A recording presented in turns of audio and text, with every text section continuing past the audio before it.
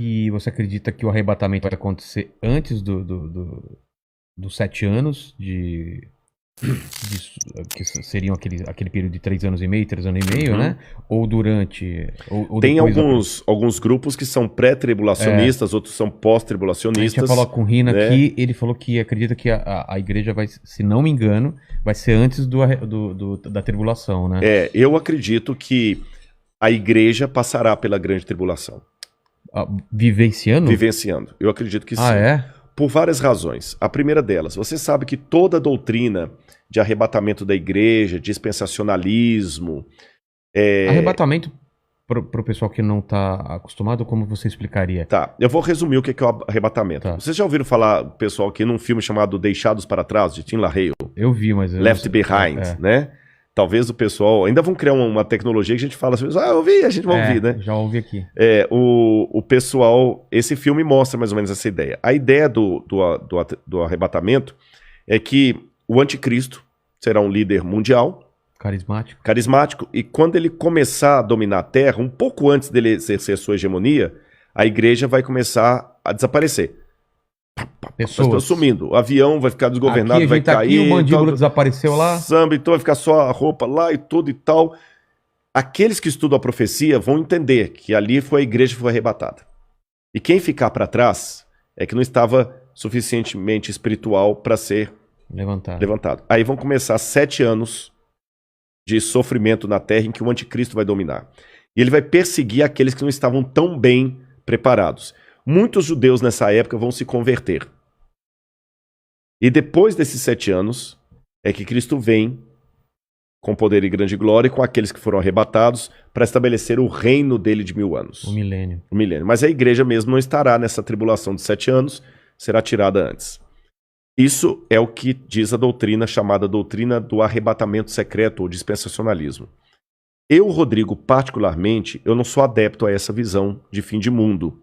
Por quais razões? Vou tentar resumir aqui para não ser muito prolixo, que o nosso horário até já está bem avançado. E daqui a pouco eu tenho que pegar a estrada para ir... Caramba! Mas nós já vamos terminando aqui. Essa doutrina do dispensacionalismo, ela só passou a existir, sabe por quê?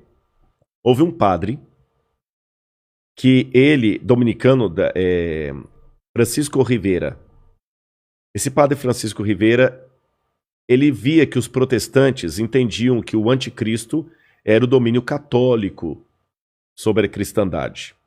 Então esse padre, para tirar os olhos do papado, ele criou 2 coisas. Deu uma ênfase a uma ideia preterista, que o anticristo era Nero, e que a volta de Jesus será o seguinte, que o anticristo é alguém que vai surgir ateu no futuro e que a igreja não estaria aqui. Aí, a ideia desse padre passou para um homem chamado Darby, um pregador. Isso eu estou falando já no começo do século XX. Darby começou a pregar aquilo, começou a empolgar, começou a dar mais ênfase, sistematizou tudo isso que eu estou falando. Aí veio, depois de Darby, veio Scofield e criou a Bíblia Anotada de Scofield, que se tornou a Bíblia de todos os protestantes. E na Bíblia de Scofield estava essa doutrina que ele aprendeu de Darby. E depois de Scofield, outros pregadores renomados começaram a propagar a ideia do dispensacionalismo, especialmente o Tim LaHaye, que ficou muito famoso. E isso hoje emplacou, especialmente no mundo evangélico, como sendo a visão de fim de mundo. Só que se você olhar atrás da história do cristianismo, o dispensacionalismo, com o arrebatamento da igreja, 7 anos de tribulação, tudo mais, não fazia parte nem dos ensinos de Lutero, nem de Calvino, nem de Zwinglio, nem de John Wesley, dos metodistas, nem dos cátaros, nem dos albingenses, nem nenhum dos que viveram a história do cristianismo. Dos protestantes, nem os cátaros, como eu falei, nem os valdenses, nenhum deles ensinaram isso. Nem a igreja católica ensinou isso. Se você for recuando mais, nem os pais da igreja ensinaram isso. Então, se fosse uma doutrina verdadeira, a gente tinha que admitir que é uma doutrina que ficou por 2000 anos. Vigente? Não, nem vigente. Inesquecida. ignorada. Ignorada. Porque em 2000 anos de cristianismo... Você falando dessa visão que foram os romanos Não, essa visão do anticristo como sendo alguém que vai vir, os 7 anos, a igreja arrebatada antes. Essa visão. 2000 anos, essa visão ficou completamente desconhecida do cristianismo. E veio à tona... Não tem nenhum autor cristão que fala dela. Começou com Francisco Rivera, padre, e depois Darby e Hal Lindsey também, que vai vir depois de Hal Lindsey com Tim LaHaye, que vão propagar isso aí. E espalhou no mundo gospel.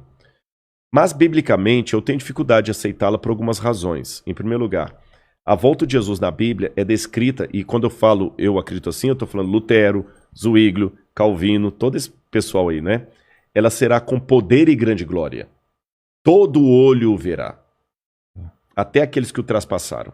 A Bíblia não fala de um arrebatamento secreto. Não fala. Em momento... mas como é que... Mas Rodrigo, lá em Tessalonicenses fala, seremos arrebatados no abrir e fechar de olhos. A palavra arrebatados ali significa tirado de um lugar e levado para outro. Não fala em arrebatamento secreto. Okay. Jesus fala, porque assim como o relâmpago que sai do Oriente e se mostra até no Ocidente, assim há de ser a vinda do Filho do Homem. Então não é uma coisa secreta. Com essas coisas em mente, outro detalhe, o Apocalipse fala que Deus guardará o povo dele na aprovação que há de vir. Algumas traduções falam da aprovação, guardará em meio à aprovação.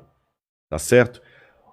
A Arca de Noé, que é tomada por modelo de muitos, até em Jesus também, que fala, assim como foi nos dias do dilúvio, será na vinda do Filho do Homem, a família de Noé que foi salva, ela foi protegida do dilúvio, mas não retirada do dilúvio.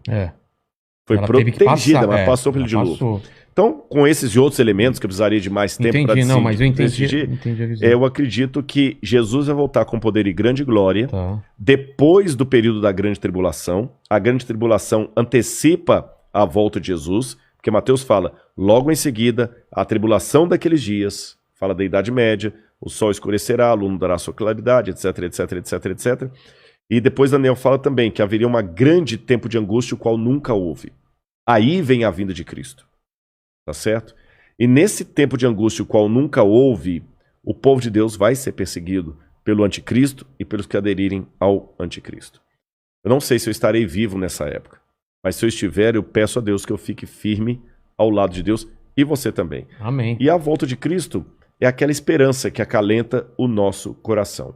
Está perto. Eu não posso dizer quão perto, mas está próxima. Você diz nossa geração. Nossa geração. Caramba. A única coisa que eu digo, para não ficar marcando data, é só uma atenção, e essa aqui é para quem é crente. Às vezes Deus tem profeticamente o tempo de cumprir uma coisa, mas por causa da rebeldia do povo dele, a promessa se estende e atrasa. Vou dar um exemplo. Quando o povo de Israel saiu do Egito...